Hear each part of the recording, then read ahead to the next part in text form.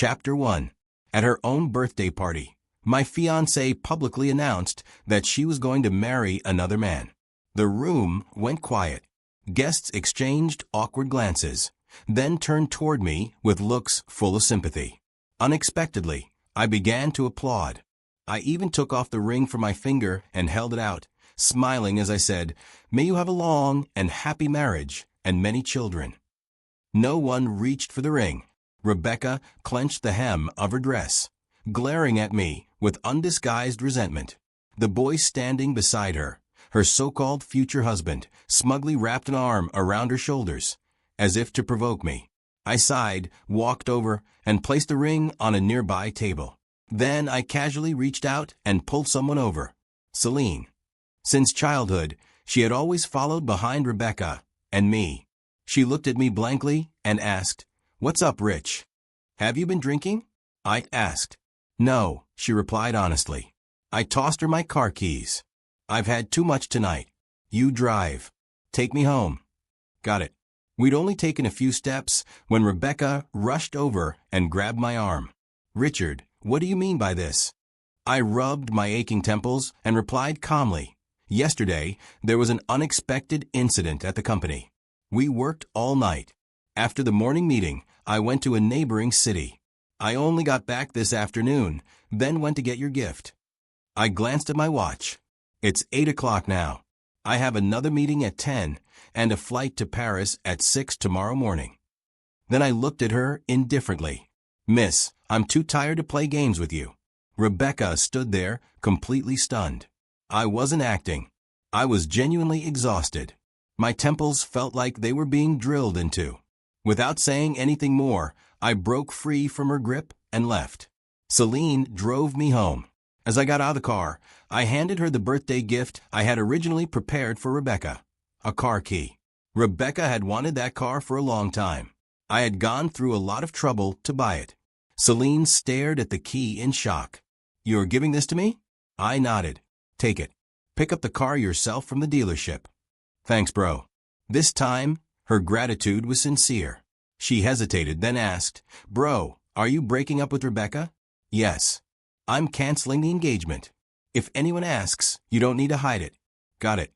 Rebecca really crossed the line this time. You should have taught her a lesson long ago. I smiled, waved her off, and went inside.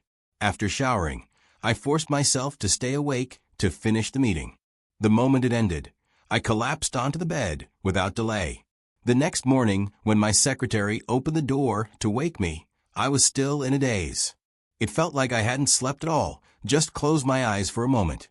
My phone was flooded with unread messages and missed calls. Some people were curiously asking what had happened between me and Rebecca. Others were gossiping about whether we had broken up. Some expressed concern for me. Most echoed Celine's words that I should teach Rebecca a lesson. Everyone thought this was just another one of my compromises. In their eyes, I was hopelessly in love with Rebecca, loving her so much that I had lost all principles. They all believed we'd reconcile eventually. Chapter 2. Rebecca was the girl I liked when my feelings first bloomed in high school. Back then, she was beautiful and flamboyant, bright, dazzling, impossible to ignore. I was no exception, so I confessed to her, "Rebecca, will you be my girlfriend?" She looked at me with faint disdain and replied, "Top student? I don't like goody-goodies." Because of that sentence and the recklessness of youth, I did many absurd things. Smoking, drinking, skipping classes, clubbing. I started hanging around Rebecca, until one day, she appeared before us arm in arm with a refined-looking boy. She smiled and said, "Let me introduce my boyfriend." In that instant, I finally understood. It wasn't that she disliked good students. She just didn't like me. Rebecca couldn't swim, yet she was as flirtatious as they came. She had countless boyfriends. Later, during our sophomore year of college, I became engaged to her. Skipping the dating phase entirely, we went straight to being fiancé and fiancée. That struck a nerve. She cried bitterly, then said viciously, "You resorted to such unscrupulous means just to be with me. Don't you know I'll never like you?" What did I say back then? I remember now. "It's okay," I told her. "I don't need you to like me. I just need you to marry me. From sophomore year until now, Rebecca had been my fiancée for 6 years. In those 6 years, her flirtatious behavior never stopped. She flirted with and dated different men. Sometimes, I even helped her clean up the mess afterward. Each time, I asked only one question. Did you sleep with him? She would counter, what if I did? What if I didn't? And I would tell her, if you did, you're free. But she was strange. Despite having countless admirers, she never let anyone touch her. I never understood what she was holding on to. Chapter 3. 3 days after I returned from Paris, I still hadn't contacted Rebecca. But people in our circle kept me updated on her every move. For example, the man she had claimed she would marry? She'd already dumped him. She was drinking at bars every day with people from our social circle. Even Bruno, her father, had threatened to sever their father-daughter relationship. The car I gave to Celine was bought back by Rebecca at twice the price. What surprised me even more was that when I got off the plane, I saw Rebecca waiting. Even with sunglasses, the paleness of her face was obvious. She said, "Dad wants to invite you to dinner at our place." "Sorry," I replied. "I have other things to do. I can't make it. I'll personally call Director Lou to apologize." She stared at me for a moment, then turned and left, throwing over her shoulder a cold, "Suit yourself." I didn't mind. I drove straight home. I wasn't avoiding her. I genuinely had things to do. My grandfather had called me back for dinner. Dinner in name only. In reality, it was a lecture. "I heard you had a conflict with Rebecca," he said, clearly giving me a way out. I didn't take it. "Grandfather, I want to break off the engagement with the Lou family." His face darkened. "Rebecca is a bit willful. Do whatever you want, but I absolutely will not agree to breaking off the engagement. No, I want to end it." He slammed the table. "Kneel." I knelt without resistance. "Do you know how much we'll lose if we break off this engagement?" Of course I knew. Over the past 6 years, our cooperation with the Lou family had become deeply intertwined. Breaking away now would peel off at least a layer of skin. But I smiled lightly. What if I could make up for that loss? Grandfather calmed down. He tapped his fingers on the table. "Then we'll talk after you've done it." After leaving the old house, I sent a message to my competitor. "Miss Lee, do you need a husband?" Chapter 4. Emily was the quintessential golden child of our generation. No matter whose family it was, at some point someone would say, "Look at Emily. Wealthy, beautiful, accomplished in every aspect." She disdained associating with spoiled rich kids like us. It wasn't until I started managing the family business that we crossed paths. The golden child, my parents always used to mention. I finally got my revenge. Last month, we bid for the same piece of land. I won, beating her price by a hair. That victory kept me smug for days. After I sent the message, she didn't reply for a long time. Not until 11 at night did she finally respond, with a single question mark. I jumped up in excitement, hugging my phone, then called her immediately. "President Lee, are you busy?" She chuckled politely. "What brings you to call me, President Wang?" I got straight to the point. "Have you considered the question I asked earlier?" She was silent for a moment. Then she said calmly, "Husband." I inhaled sharply. That single word hit me straight in the heart. Before I could respond, she spoke again. "Are you trying to introduce me to someone, President Wang?" I was speechless. So it had been a question. Good thing my mouth hadn't been faster than my brain. I said, "President Lee, you're of marriageable age. I happen to have a suitable candidate. Interested." "Who?" "Me." Dead silence. Silence is the flute bidding farewell.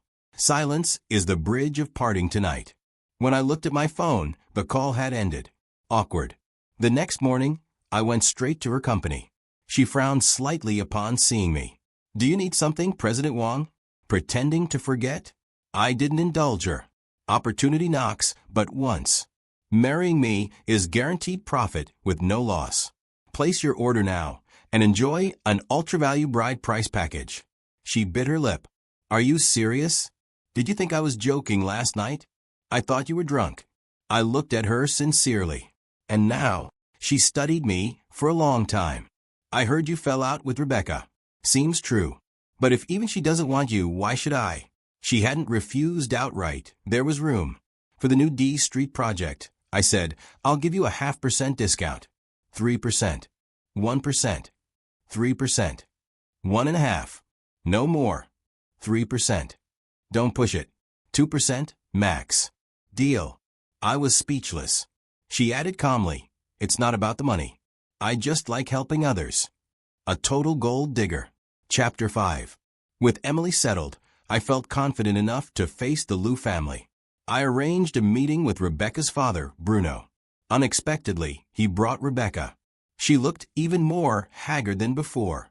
Before entering the private room, she grabbed my arm. Why didn't you call me? What? Our engagement is between the two of us. If you wanted to discuss it, why didn't you talk to me? I looked at her quietly. Sometimes, I truly envied her, still this naive. You're mistaken, I said calmly. Our engagement was never just between the two of us. Her face went pale. Inside, Chairman Liu sat at the head of the table. After some pleasantries, he spoke kindly. I know Rebecca made you angry. I brought her today. She's immature. If you have complaints, say them. I won't be biased. I smiled. I took the liberty of inviting you today to discuss the marriage between me and the Liu family. I intend to dissolve the engagement. The atmosphere froze. Rebecca stood up abruptly. I disagree. Chairman Liu's face darkened. Sit down, you brat. Rebecca met her father's gaze and sneered. What's wrong? Deciding things behind my back again? You forced me into this engagement against my will, and now you're canceling it against my will. What do I even mean to you? Chairman Liu slammed the table. Then what do you want? You objected when we got engaged, and you've caused trouble for 6 years straight. Do you know how much embarrassment you've brought to both the Liu and Wang families? If you don't want to cancel the engagement, then what exactly are you trying to do? Rebecca froze for a moment, then slowly lowered her head. Chairman Liu gave her a long, penetrating look. Leave. Rebecca left. Not only did she leave, she dragged me out with her. She moved so fast, grabbing my hand and running as if we were eloping, that I didn't even have time to react. I was completely speechless. What on earth was she doing? Rebecca, what are you doing? She didn't answer. Instead, her grip tightened around my arm, squeezing harder and harder. I forcefully pulled free, leaving 2 long red marks across my skin. I hissed in pain and cursed angrily. Can't you trim your claws? It was as if Rebecca suddenly snapped back to reality. She glanced at the marks guiltily and asked cautiously, Are you okay? Something twisted painfully in my chest. I genuinely didn't understand what Rebecca was trying to do. I had always thought the real obstacle to breaking off the engagement would be the Liu family. I even believed Rebecca might help me. I never expected her to become the first roadblock. Rebecca, what exactly are you doing? I asked quietly. Haven't you always wanted to cancel the engagement? Now that things are going your way, what are you making a fuss about? Rebecca suddenly laughed, but it looked more like she was about to cry. Going my way? Does my opinion ever matter to any of you? Have you ever asked for my consent before making decisions? I finally understood. So you feel that me proposing the cancellation hurt your pride? I said calmly. No problem. You can propose it instead. I can even tell everyone in our circle that you dumped me. I smiled faintly and continued. Actually, it doesn't have to be so troublesome. Didn't you already announce that you had someone you were going to marry? Us breaking off the engagement now is perfectly reasonable. She said quietly, That's over. What? I asked. Rebecca looked straight at me. I never intended to marry anyone else. I fell silent for a few seconds. But you'll eventually marry someone else. It was something I suddenly realized at her birthday party. 6 years. I was already exhausted. But Rebecca still seemed to have endless energy to stir up chaos. The man at that party might not have been someone she truly wanted to marry. But sooner or later, she would marry someone. I'm not someone who likes being passive. So I had to plan ahead and take the initiative. In the end, Rebecca and I parted on bad terms. As she left, she said resentfully, Richard, this time it's not up to you. Chapter 6. Of course it wasn't up to me. But it wasn't up to her either. This was something that needed negotiation. Before meeting Chairman Liu, I had already taken Emily to meet my grandfather. We had a meal together and chatted casually. Nothing was said explicitly. Those who understood, understood. That night, Grandfather finally relented. I'm old. I can't manage you young people anymore. Do what you want. This time, I went straight to Chairman Liu's office. In and out in 1 hour, the engagement was officially canceled. We agreed to announce it on our respective official websites at 8 o'clock the next morning. Emily asked me, "So what exactly did you offer the Liu family?" At this moment, she no longer had her daytime aloofness. She looked genuinely curious. After leaving the Liu Corporation, I called Emily to invite her to dinner. She directly told me to come to her place. I hesitated at first. Then I thought, since our relationship was about to change, it wouldn't hurt to test the waters. Turns out, I overthought it.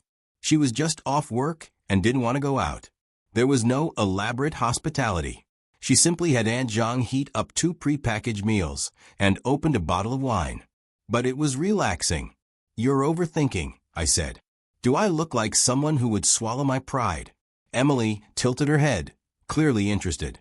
I explained, the Liu family doesn't really have much leverage over me.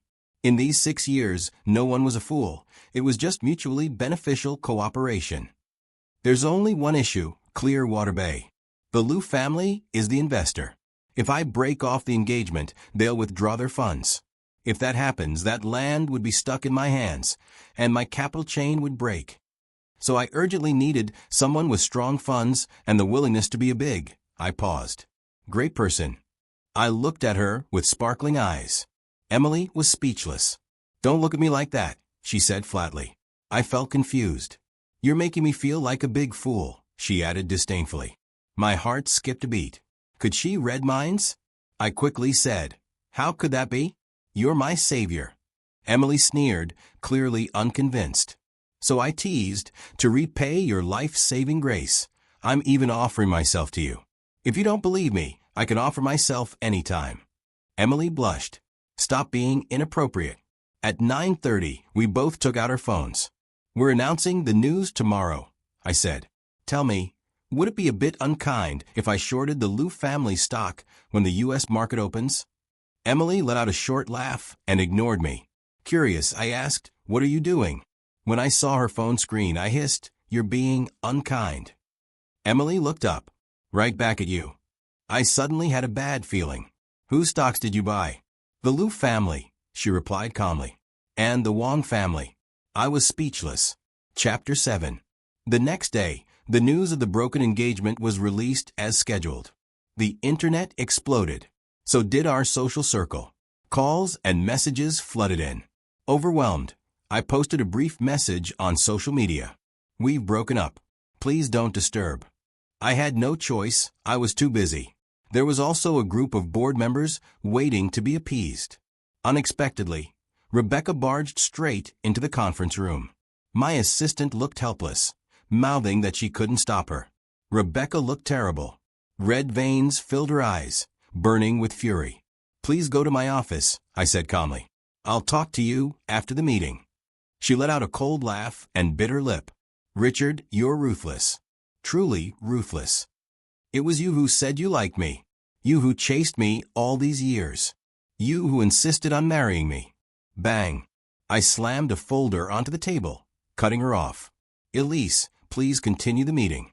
"Yes, Mr. Wang." I glanced at Rebecca and walked out. She followed me into my office. "Feeling embarrassed now, aren't you?" she sneered. "You brought all this on yourself. I never asked anything of you. I never forced you. You were the one who kept pushing me."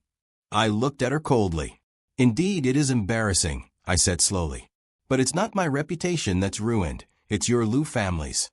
Rebecca glared at me, as if she wanted to burn holes through me.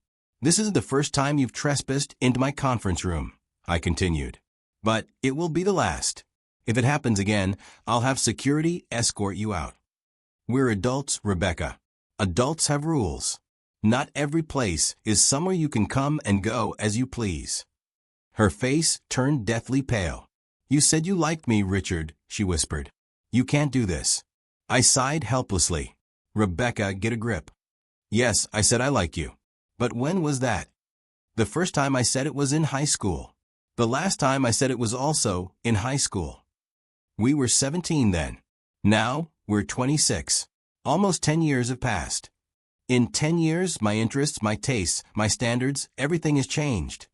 I've long forgotten what it felt like to like you back then. And besides, does the fact that I liked you even matter to you? Rebecca staggered backward.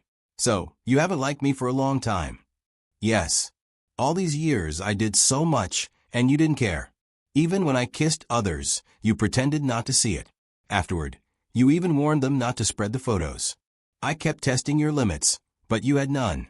As long as I didn't sleep with them, it was fine. Huh. As long as I didn't sleep with them. Everyone thinks you're madly in love with me. But only I know you don't love me at all. She shouted. Why? Why do you say you love me when you want to, and say you don't when you don't? Why do you decide when to get engaged and when to cancel it? Richard, who do you think you are? I blurted out, because I have the ability to do so now. Then I realized something was wrong. Rebecca, don't tell me you like me. She froze. She wanted to refute it instinctively, but stopped herself. The silence was absurd. Rebecca, I said quietly, who taught you to like someone this way? She seemed to see hope. I don't know how to like someone, she said softly. I've been wrong all these years. I won't do this anymore. Let's not cancel the engagement, okay? It was the first time she'd spoken to me so humbly, but it wasn't necessary. My criteria for choosing a partner have changed, I said. When I was young, I liked someone beautiful and flamboyant. But now, I like someone who can stand shoulder to shoulder with me. Someone with mutual respect and understanding. You're not suitable. Rebecca never met my criteria, but the Lou family once did. I used to think that if Rebecca wanted to fool around, so be it, as long as she didn't cause trouble. But the years proved otherwise. She was trouble. Chapter 8. Emily called me. Your ex-fiancé is still pestering you. I chuckled. President Lee, your information is quite up to date. She sneered. It's not that I'm well informed. It's that your ex-fiancé is making too big of a scene. I felt a headache coming on. She kept calling Rebecca my ex-fiancé. For some reason it sounded slightly sour, but I didn't think she was jealous. Emily and I were the same kind of people.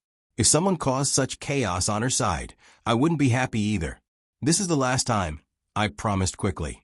It won't happen again. She hummed in acknowledgement. After hanging up, I instructed my assistant to inform the front desk that Rebecca would need an appointment from now on. After a long day, I finally appeased the board. Just as work ended, Emily called again, her tone subtle. Your front desk asked me to make an appointment. I was speechless. But that wasn't the main point. You're here? I asked. She didn't answer. I immediately understood. I said, please hand the phone to the receptionist. After resolving the matter with Emily, I instructed my assistant, in the future, if Emily comes, don't stop her. Let her come up directly.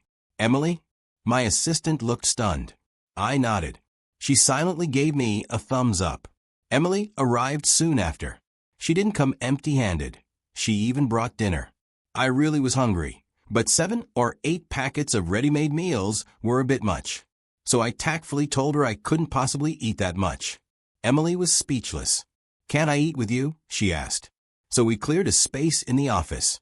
We ate while discussing the Clearwater Bay project. After all, she'd be holding my financial lifeline in the future, so I needed to be completely open with her. By the time we finished talking, we were both full. I looked at her and asked, you didn't come all this way just to bring me dinner, did you? Emily raised an eyebrow. I've already met your grandfather. When are you planning to meet my parents with me? Her sudden words startled me so badly that the water I was drinking went straight down the wrong pipe. I couldn't swallow or spit it out and ended up coughing violently. Emily looked at me with displeasure. You're not thinking of burning bridges after crossing them, are you? Suppressing my cough, I hurriedly said, How could I? Only then did her expression soften. She reached out and patted my back. Pathetic, she snorted. After a long while, I finally calmed down. I felt helpless and said honestly, to be frank, I don't have much experience interacting with elders. I shook my head and didn't continue. My parents died early. I was raised by my grandfather. As for my grandfather, he was extremely profit-oriented. He groomed me solely as an heir. Our relationship had always revolved around interests. If I harmed the family's interests, I was punished. Feelings didn't matter. Everything was business. But Emily's parents were different. The person I had a vested interest with was Emily, not her parents. That realization made me feel unexpectedly melancholic. Emily, however, didn't mind at all. "What's there to experience?" she said casually. "Just cater to their preferences. My dad loves tea, and my mom loves beauty." I took a deep breath. "When?" "Next weekend." "All right. Got it." Emily frowned at me. "What's wrong?" I asked. She sighed helplessly. "Don't act like you're marching to your doom. My parents won't eat you. Besides, I'll help smooth things over." Chapter 9. Being with Emily was very comfortable. She understood boundaries, knew when to advance and when to retreat, and never made people feel uncomfortable. And ever since being with her, I'd been making more and more money. "Could you be my lucky charm?" I asked. Emily laughed. "Your ability to attract wealth isn't bad either." Satisfied, I extended my hand. "Pleasure working with you." She cooperated and shook it. "Pleasure working with you." I hadn't seen Rebecca for a long time. Just when I was about to forget her, she appeared again, looking haggard. Recently, she'd been acting recklessly. Her clothes had grown increasingly revealing. She stayed out later and later, frequenting bars. Every day, social media was filled with her wild nightlife. I even received a few phone calls. They said Rebecca refused to leave no matter what and insisted that I come. They asked me to consider our past and persuade her. Most of those callers were blocked by me. Gradually, things quieted down. I didn't expect her to show up at my doorstep. She stood outside holding a bottle of wine, lifeless, as if all vitality had drained from her. I pretended not to see her and reached for the door. Rebecca grabbed my hand. I whispered sternly, "Rebecca, let go." Her hand trembled. Just as I hesitated over whether to force her away, she released me. I let out a quiet breath. As I was closing the door, she spoke. "I know everything." I froze. "What?" She looked up, tears pooling in her eyes. Even her lips trembled. "My dad told me," she said. "If it weren't for you choosing to get engaged to me back then, he would have brought his illegitimate son home long ago." Rebecca raised her arm to cover her eyes. "He actually has an illegitimate son, only 2 years younger than me, and I never knew. The day after we canceled the engagement, he let him into the company. I didn't know. Not long ago, he transferred 2% of the shares to him. I still didn't know. Until yesterday, he brought him home. He said, 'That's your brother,' and told me to get along with him." "How is that possible?" She laughed bitterly. "Is he crazy? He said that if it weren't for you, he wouldn't have let his daughter inherit the Liu family's assets at all. He would have brought that illegitimate son back long ago." Rebecca lowered her arm. Her eyes were red. She asked softly, "Richard, am I a complete failure?" I answered calmly, "Yes, a complete failure." She gave a bleak smile. "You really hate me. You won't even give me a bit of comfort." She was drunk. I didn't want to argue.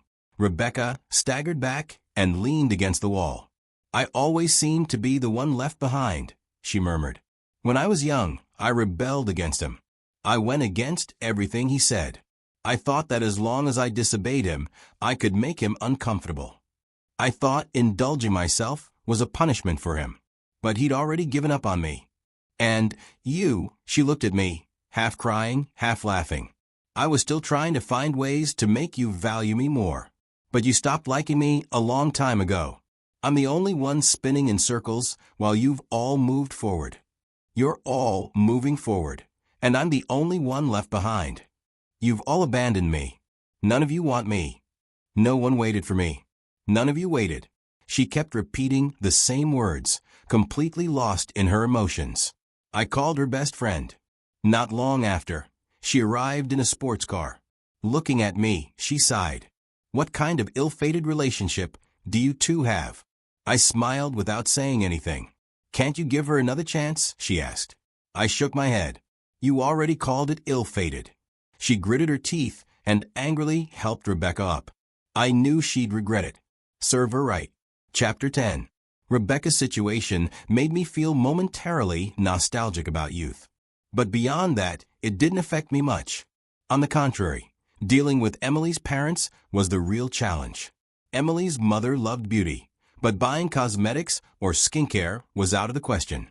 So I ultimately chose a diamond necklace. A woman loves diamonds till the end. As for Emily's father, the gift had to be tea leaves. I had several options and planned to have Grandpa help me decide. After looking them over, Grandpa gave me 4 words: penny wise, pound foolish. I was helpless. "They're already expensive, Grandpa." He snorted. "Wait." After a while, he took out a cake of tea. "Take this." Looking at the plain packaging, I said, "Are you trying to get me thrown out?" He rolled his eyes. "Can't you recognize a treasure? This one's worth 10 of what you're holding." "Really? Get out." In the end, I took it. Why not? Before I left, Grandpa reminded me, when you go to someone else's house, speak nicely. Listen when elders talk. Don't argue. I was speechless. I wanted to retort, "When have I ever argued?" But that would have been arguing. So I swallowed my grievance. Soon it was the weekend. The driver took me to pick up Emily. The ride was suffocatingly quiet. Suddenly, Emily held my hand. "What are you doing?" I asked. "Giving you warmth," she said. "In case you die of fright before we get there." "If I say I'm not nervous," I asked, "would you believe me?" She shook her head. I didn't argue. "All right, maybe a little nervous." So I put my arm around her shoulders. "This is what warmth feels like." She asked, "Are you sure you're not taking advantage of me?" I sneered. "Aren't I supposed to?" She pursed her lips, then nodded. The atmosphere at the Leaf family home was more harmonious than I expected. Emily's father cooked, and the food was excellent. Emily's mother seemed responsible only for being beautiful. And she truly was. After all, she used to be an actress. They liked my gifts very much, especially Emily's mother, who put on the necklace immediately. The conversation afterward, however, took an unexpected turn. Emily's father asked, "When are you planning to get married?" Emily looked at me. "When are you planning to marry me?" I nearly wanted to scold her. Was she throwing me under the bus? I said calmly, "I can do it any time. It depends on Emily. I'll follow her lead." Emily looked at me. I raised my eyebrows. She then said, "My plan is to get the marriage certificate at the end of the month and hold the wedding at the end of the year." I was dumbfounded. Emily's mother was delighted and immediately began discussing wedding plans. I remained confused until we left. Sure enough, talking about money was easier. As we were leaving, Emily said seriously, "Let me know when you've made up your mind." Made up my mind about what? Getting the certificate at the end of the month. Wedding at the end of the year. She continued, "In business, we need insurance for cooperation. Isn't marriage the most natural one?" That night, lying in bed, I thought about marriage. I weighed the pros and cons, analyzed gains and losses, and found myself in a dilemma. Then, after drinking a glass of water, I had an epiphany. Emily had given me a false proposition. I'd already intended to marry her. Did it matter whether it was sooner or later? Obviously not. So I sent her a message. "Emily, I've thought it over." She replied with a question mark. I ignored it and went to sleep. The next day, I told her directly, "Let's get married." Emily looked at me speechlessly. "Are you sure?" I was puzzled. Weren't we already planning to get married? Then I immediately signed a check for $200 million and handed it to her. Emily nodded sincerely. "Impressive as always, Mr. Wong." Years later, after our daughter was born, Emily told me, "Back then, I thought you'd give me a romantic proposal. Instead, you just handed me a check. No frills." "So you agreed?" "Yes," she said calmly. "Making money isn't something to be ashamed of." Chapter 11. Emily and I scheduled our marriage registration for 3 days later. On that day, she would officially invest in Clearwater Bay. Then, when we announced our marriage certificate, it would be a complete win-win. That day, someone from the Liu family came to discuss future collaboration. What I didn't expect was that the person who came was Rebecca. I was surprised for 2 seconds before standing up and shaking her hand. President Liu, pleasure to meet you. Rebecca gripped my hand tightly for several seconds before releasing it. President Wang, pleasure to meet you. We skipped pleasantries and went straight to business. What surprised me was that Rebecca didn't propose any additional conditions. All contracts followed the previous agreements exactly. She said calmly, "Rest assured, President Wang, our personal matters won't affect the cooperation between our families." I wasn't sure whether Rebecca had done something behind the scenes, but it didn't matter. After all, only a fool would refuse a good deal. The contracts were signed smoothly, without a single hitch. President Wang, Rebecca said calmly as she closed the folder. "Would you like to have a meal together?" I nodded. Of course. Since Rebecca had officially stepped into the company's affairs, there would inevitably be many future encounters. Leaving room for cooperation was always the wiser choice. She chose a restaurant I frequented often, though it was my first time there with her. The dishes she ordered were all things I liked. I noticed, but pretended not to. I raised my glass.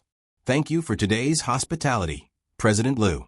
I look forward to pleasant cooperation." Rebecca smiled bitterly. "Do we really need to be this distant? Now that we're no longer engaged, can't we at least be friends?" "The more friends, the better," I replied, setting down my glass. "Of course we can." She froze. Her expression slowly darkened. "Do you really have no feelings for me at all?" A headache began to form. Only now did I realize she was far more sentimental than I'd ever understood. "Rebecca," I said evenly, "now that you're involved in the company, focus on your work. Don't think about unnecessary things." She stared at me, unblinking. "If I do well, will you give me another chance?" "What chance?"